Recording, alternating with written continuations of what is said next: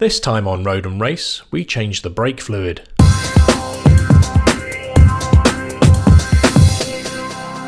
You should change your brake fluid at least every 2 years. Your handbook will tell you what brake fluid your car uses. Most use a .4 brake fluid. Here, I have 1 litre of cheap .4 fluid, which is fine for everyday use. If you track your car, you'll need a fluid more suited to this. I've used a few different types, but my favourite is listed in the description. Apart from allowing you to spend longer on the track without your brakes fading, the pedal will feel firmer and shouldn't go mushy like some other fluids. Here's a summary of what we'll be doing. Loosen the wheel nuts, raise the car, take the wheels off, suck out old fluid, pressure fill with new fluid, bleed the calipers, and pump the brakes. These are the tools you'll need: jack stands, socket set, brake bleeder, flare spanner, clear hose and bottle, penetrating fluid, plastic cup, and a turkey baster. These are the parts you'll need: 2 litres of brake fluid. First, loosen the wheel nuts, raise the car and remove the wheels. If you don't know how to do this, click on the previous guides on the screen now. Open the bonnet and remove the brake fluid reservoir cap. Brake fluid damages paintwork, so in case of any spills, cover the area with a clean towel. Using pliers, remove the reservoir filter, and using the turkey baster, remove the fluid from the reservoir. Fill the reservoir back up with new brake fluid.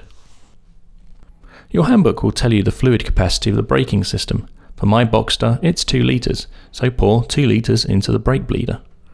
Connect the bleeder to the reservoir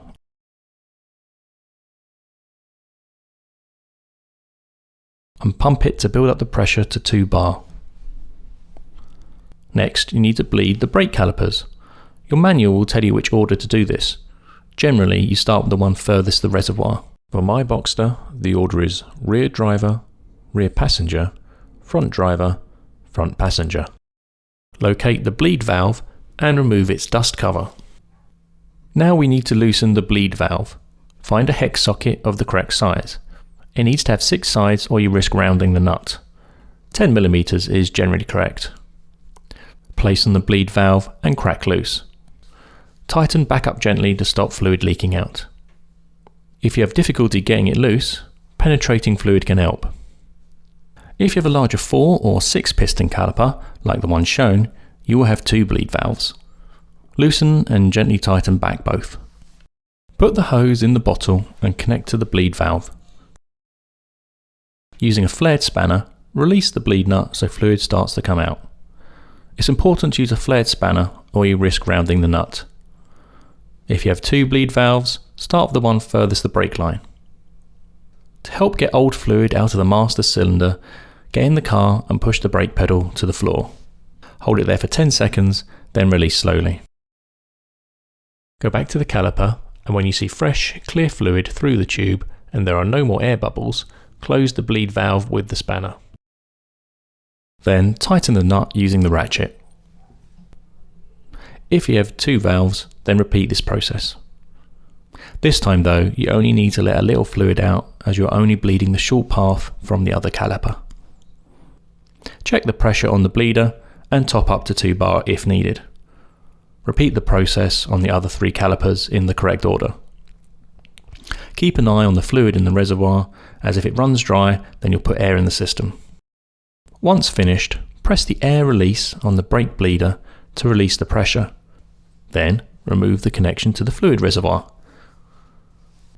Top up the fluid to the max line if needed, and put the cap back on tight. Get in the car and check the brake pedal is firm, and if so, put the wheels back on and lower the car. Get back in the car and go for a slow test drive. Check your brakes work at different speeds.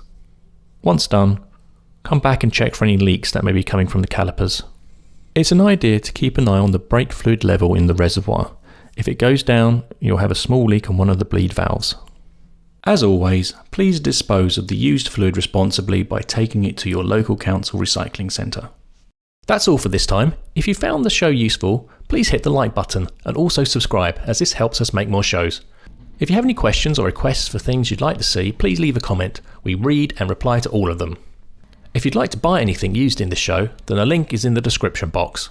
For more shows, check out roadandrace.co.uk or our Facebook page. You can also follow us on Twitter.